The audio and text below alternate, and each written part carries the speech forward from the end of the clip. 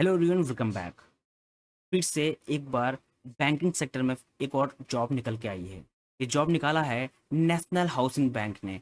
यानी कि ये देखिए, national housing bank multiple post के लिए निकालती है, जैसे कि आप ग्रेजुएशन हो गया, मास्टर्स हो गया, बीटेक, सीएस वालों के लिए भी जॉब निकलती है।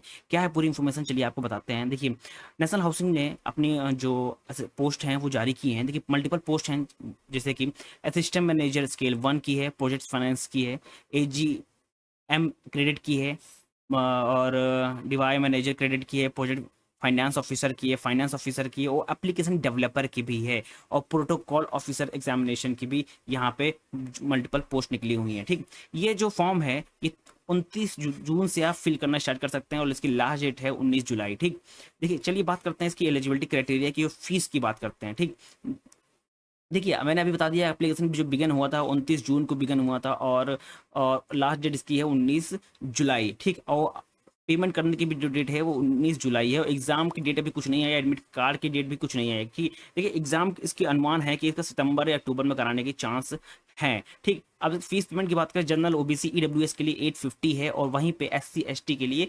175 है। ठीक, आप पेमेंट कोई भी मोड में कर सकते हैं। ठीक,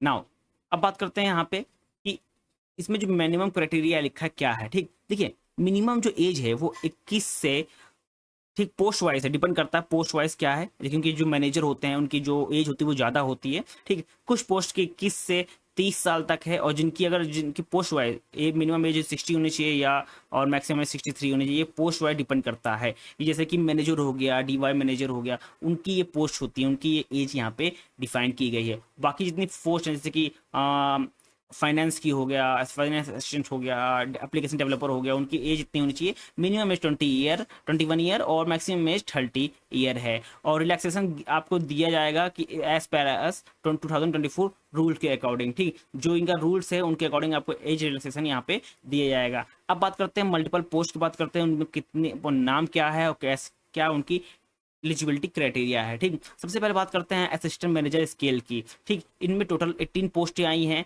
अब इसमें आपको क्या चाहिए, देखिए बैचलर डिग्री चाहिए एनी स्ट्रीम विद 60% मार्क्स के साथ, और आपके पास अगर आपके पास ग्रेजुएशन भी है और मास्टर डिग्री भी है तो आपको बहुत ज़्यादा बेनिफिट है। यहाँ पे master degree any subject with 55% marks, और यहाँ पे एससी एसटी के लिए 5% और रिलैक्सेशन यहाँ पे दिया गया है। यानी कि एससी एसटी और पीएच के लिए 50% मार्क्स आपके पास होने चाहिए मास्टर डिग्री में। ठीक, वहीं पे अगर बात करें आगे प्रोजेक्ट फाइनेंस की, यहाँ पे टोटल पोस्ट 1 है। इसमें मांगा गया है bachelor degree in any stream with CA, ICAI और सीएफए और एमबीए के साथ विद 15 ईयर एक्सपीरियंस। यहाँ मेन मोटिव आ जाता है ईयर एक्सपीरियंस, 15 साल का इन्होंने एक्सपीरियंस मांगा है प्रोजेक्ट फाइनेंस में।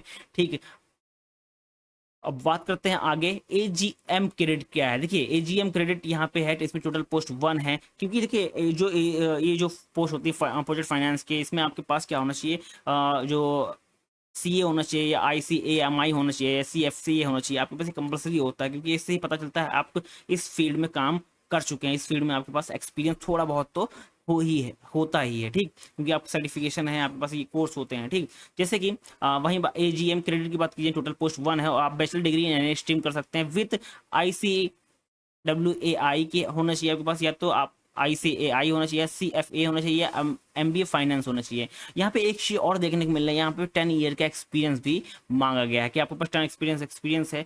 एक्सपीरियंस इसलिए मांगा गया था बैंक में, क्योंकि यहाँ पे आपके पास एक्सपीरियंस है तभी आप बैंक के सेक्टर में जा सकते हैं, क्योंकि आपने काम किया, आपको दिखाना पड़ता है। ठीक, ये भी चीज़ यहाँ पे देखनी पड़ती है। ठीक, ये अब यहाँ पे आता है डीवाई मैनेजमेंट स्केल की। ठीक, जिसमें क्रेडिट है टोटल पोस्ट 3 है। अब बैचलर डिग्री होनी चाहिए, सेम वही क्राइटेरिया है जो किसमें था, प्रोजेक्ट फाइनेंस में था। जो प्रोजेक्ट फाइनेंस में सेम डिटेल होनी चाहिए, 15 साल का यहाँ पे भी एक्सपीरियंस मांगा गया है। अब बात करते हैं चीफ इकोनॉमिस्ट की, जहाँ पे टोटल पोस्ट 1 है। यहाँ पे मास्टर डिग्री मांगा गया है इकोनॉमिक्स में विद 15 ईयर एक्सपीरियंस के साथ। सेम अब बात करते हैं सीनियर प्रोजेक्ट फाइनेंस की ऑफिसर, जहाँ टोटल पोस्ट 10, बैचलर डिग्री होनी चाहिए, सेम क्राइटेरिया मांगा है जो प्रोजेक्ट फाइनेंस में मांगा था, और डीवाई मैनेजमेंट स्केल 2 में मांगा था। सेम एलिजिबिलिटी क्राइटेरिया आपके पास होना चाहिए। अब बात करते हैं,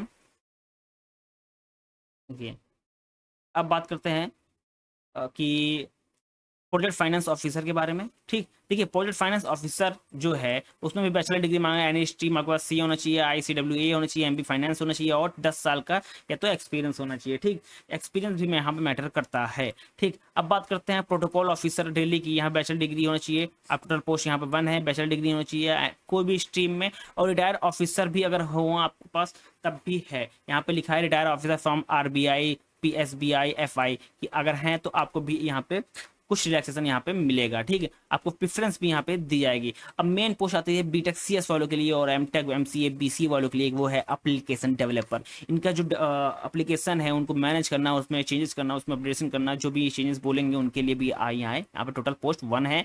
यहाँ मांगा गया है बीए बीटेक की डिग्री सीएसओआईटी में, और MCA MTech CS BSc MCA सबके साथ यहाँ मांगा गया। यहाँ पे एक चीज और लिखी गई है विथ एक्सपीरियंस, यानी कि आप अगर बैचलर डिग्री इन किसी स्ट्रीम में आपके पास है तो आपको यहाँ पे प्रेफरेंस मिलेगा, बट यहाँ पे देखना होगा कि आपके पास एक्सपीरियंस कितना है। जिसके पास जितना ज़्यादा एक्सपीरियंस उसको उतना ज़्यादा प्रेफरेंस यहाँ पे दिया जाएगा। ठीक, आगे बढ़ते हैं। ठीक, अब बात करते हैं यहाँ पे जो फिलिंग क्या है। देखिए प्रोसीजर वही है कि आपको 29 जून से लेकर 19 जुलाई तक फिल कर सकते हैं यहाँ पे। ठीक, मल्टीपल जो जॉब पोस्ट है यहाँ पे। ठीक, अब यहाँ पे एक चीज़ और देखने को मिलती है, यहाँ पे आपका एक्सपीरियंस जरूर होना चाहिए, चाहे एप्लीकेशन हो, चाहे प्रोजेक्ट फाइनेंस में हो, चाहे आप डीवाई मैनेजमेंट स्किल में जा रहे हैं। ठीक, सब आपके पास एक्सपीरियंस होना चाहिए। ठीक, आपके पास आईडी प्रूफ होना चाहिए, आपको डॉक्यूमेंट्स होने चाहिए, सारे डॉक्यूमेंट्स होने चाहिए, फोटो साइन यहाँ पे बहुत ही ज़्यादा इंपॉर्टेंट है। ठीक, आप एक चीज़ और यहाँ पे मेंशन किया गया है, before application apply online submit application for must be check the preview, क्योंकि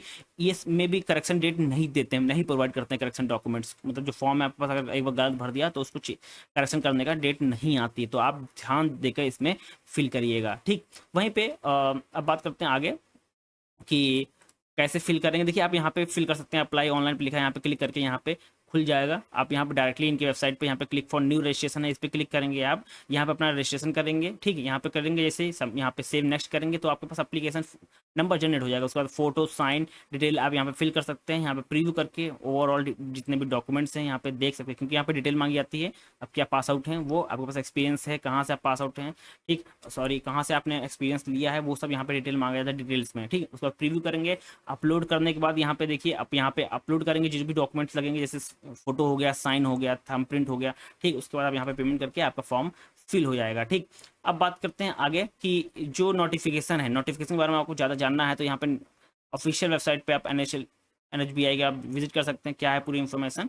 और यहाँ पे एक चीज़ और यहाँ पे देखिए डाउनलोड नोटिफिकेशन, क्या है पूरी नोटिफिकेशन आप यहाँ से डाउनलोड कर सकते हैं क्लिक करके। ठीक, ओवरऑल आपको जो इन्फॉर्मेशन चाहिए, जैसे कि कितना एज रिलैक्सेशन है, क्या डिमांड्स हैं, यहाँ पे आप देख सकते हैं। ठीक, कितना सीट है एससी एसटी ओबीसी के लिए, ओवरऑल यहाँ पे आप देख सकते हैं कि नंबर ऑफ वैकेंसी विथ जो जैसे कि एस सी एस टी के लिए, एससी के लिए कितनी है, एसटी के लिए कितनी है, ओबीसी के लिए कितनी है, डब्ल्यूएस के लिए कितनी है, और अनरिजर्व कैटेगरी यानी कि जनरल के लिए कितनी यहाँ पोस्ट निकली हुई हैं। आप यहाँ पे जाकर डाउनलोड नोटिफिकेशन पे जाकर आप देख सकते हैं। ठीक, वहीं पे एलिजिबिलिटी क्राइटेरिया जो मैंने बोला था अब प्रीफर करता है, डिफरेंट करता है कि मैक्सिमम एज कितनी होनी चाहिए। यहाँ पे देखिए मैंने जो मैक्सिमम एज बताया था कि बाकी जो ओल्ड के लिए, ठीक जैसे कि 60 से लेकर 62 से लेकर 63 तक जो थी डिटेल वो भी यहाँ पे चलेगा। ठीक, देखिए क्या है, देखिए चीफ इकोनॉमिक्स की बात की जाए यहाँ पे। ठीक,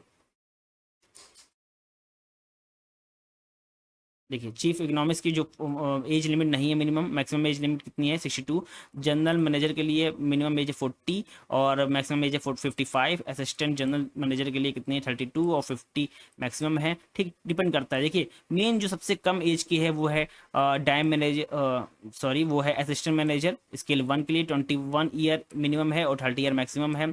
वहीं पे एप्लीकेशन डेवलपर की जो मिनिमम एज है 23 ईयर, मैक्सिमम एज है 32 ईयर यहाँ पे दिया है। ठीक, आप यहाँ पे जाकर ओवरऑल इन्फॉर्मेशन यहाँ पे ले सकते हैं। ठीक, अब एज रिलैक्सेशन की बात की जाए शेड्यूल का एस सी एस टी के लिए यहाँ पे 5 ईयर एज रिलैक्सेशन यहाँ पे दिया गया है, और अदर बैकवर्ड के लिए यहाँ पे 3 ईयर का एज रिलैक्सेशन यहाँ पे दिया गया है। वहीं यहाँ पर बात की जाए person with bench mark disability की, उनको भी यहाँ पे दिया गया है। अगर अनरिजर्व कैटेगरी है 10 साल का दिया गया है, एस सी एस टी के लिए 15 साल, ओबीसी के लिए 13 साल का यहाँ पे एज रिलैक्सेशन यहाँ पे दिया गया है। अगर आप एक्स सर्विस मैन हैं, ठीक आपने कहीं काम किया है, ठीक और एक्स सर्विस हैं आपके पास कोई भी, जैसे कि मिलिट्री सर्विस में आपने हैं, आप वहाँ से रिटायर हैं या कुछ, उनके लिए भी यहाँ पे एज रिलैक्सेशन दिया गया है 5 ईयर्स। ठीक, तो आप ये अच्छा मौका है, जो ओवरऑल इनके पास एक्सपीरियंस है, जिन्होंने काम किया है पहले बैंकिंग सेक्टर में, फाइनेंस सेक्टर में, इकोनॉमिक्स में, और अपने मैनेजर रहे हैं, उनके लिए बहुत सुनहरा मौका है। यहाँ पे सैलरी भी अच्छी है।